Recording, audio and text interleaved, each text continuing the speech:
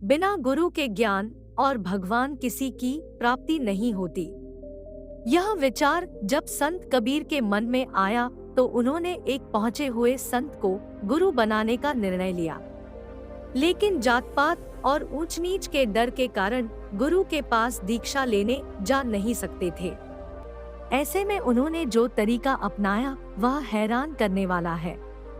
कबीर दास जी ने सोचा कि गुरु बनाए बिना काम बनेगा नहीं, तो किसे गुरु बनाया जाए। उस समय काशी में रामानंद नाम के संत उच्च कोटि के महापुरुष माने जाते थे। कबीर दास जी ने उनके आश्रम के मुख्य द्वार पर आकर विनती की, मुझे गुरुजी के दर्शन कराओ। लेकिन उस समय जात पात समाज में गहरी जड़ें जमाए हुए था। उस पर भी काशी का माहौल, वहाँ पंडितों और पंडों का अधिक प्रभाव था। ऐसे में किसी ने कबीर दास की विनती पर ध्यान नहीं दिया। फिर कबीर दास जी ने देखा कि हर रोज सुबह 3-4 बजे स्वामी रामानंद खड़ाऊ पहनकर गंगा में स्नान करने जाते हैं। उनकी खड़ाऊ से टप टप की आवाज जो आती थी, उसी को माध्यम बनाकर कबीर दास ने गुरु दीक्षा लेने की तरकीब सोची। कबीर दास जी ने गंगा के घाट पर उनके जाने के रास्ते में और सब जगह बाढ़, सूखी लकड़ी और झाड़ियों से रास्ता रोकना कर दी और जाने के लिए एक ही संकरा रास्ता रखा। सुबह तड़के जब तारों की झुरमुट होती है, अंधेरा और रोशनी मिलाजुला असर दिखा रहे होते हैं, तब जैसे ही रामानंद जी गंगा स्नान के लिए निकले, कबीर दास जी उनके मार्ग में गंगा की सीढ़ियों पर जाकर लेट गए। जैसे ही रामानंद जी ने गंगा की सीढ़ियां उतरना शुरू किया, उनका पैर कबीर दास जी से टकरा गया और उनके मुंह से राम राम के बोल निकले। कबीर जी का तो काम बन गया।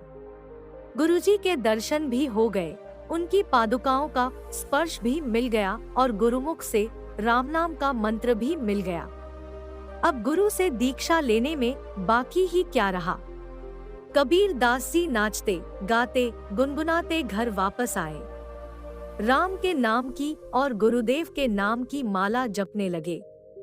प्रेम पूर्वक हृदय से गुरुमंत्र का जप करते, गुरुनाम का कीर्तन करते, साधना करते और उनका दिन यूं ही बीत जाता।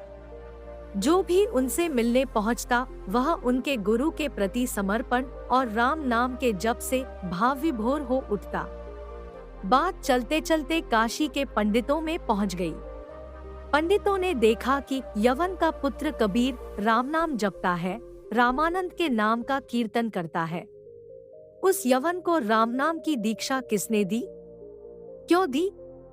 गैर सनातनी को राम नाम का मंत्र देकर मंत्र को भ्रष्ट कर दिया।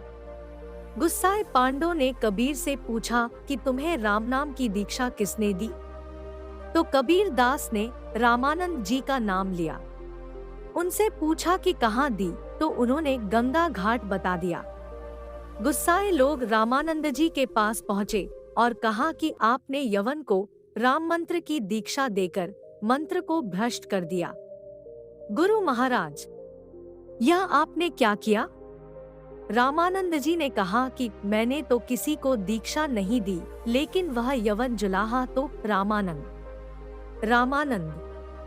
मेरे गुरुदेव रामानंद की रट लगाकर नाचता है, इसका मतलब वह आपका नाम बदनाम करता है। तब कबीर दास जी को बुलाकर उनसे दीक्षा की सच्चाई के बारे में पूछा गया। वहां काशी के पंडित इकट्ठे हो गए। कबीर दास जी को बुलाया गया।